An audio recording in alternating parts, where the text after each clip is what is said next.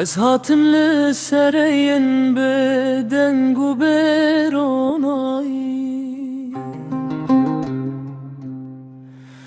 Dilê min şewitî nav şevê reş û bêsibê.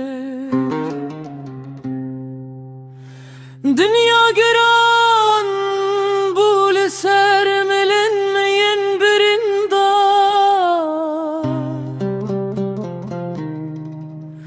Her gav min gazî kir lê dengê min nebû dîda.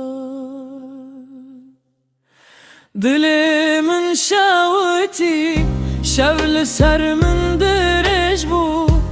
Tu nebûyî li tenişt min ez tenê û bêrê bû. Ah min ev jiyan çi qas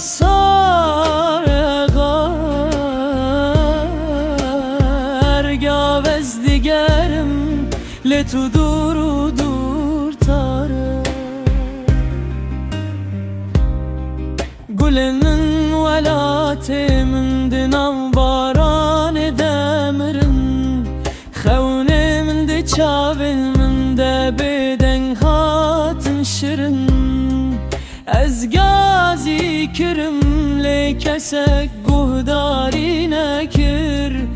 Ev dilê şikestî min bi eşê xwere hat gir. Dilê min şewitî şev li ser min dirêj bû. Tu nebûyî li tenişt min ez tenê û bêrê bû. Ah min ev jiyan çi qas sare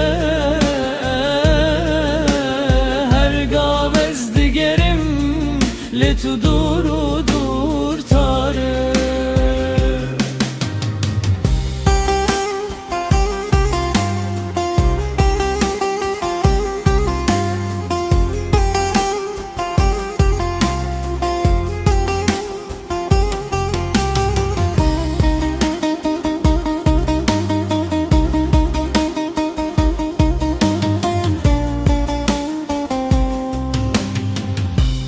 Ger tu vegerî ez hêjî li birim. Di naxewnatê de ez her dem zindîm lê ez dizamim ev rebê vegere.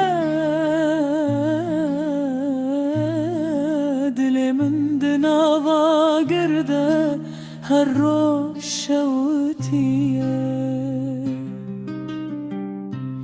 Dilê min şewitî şev li ser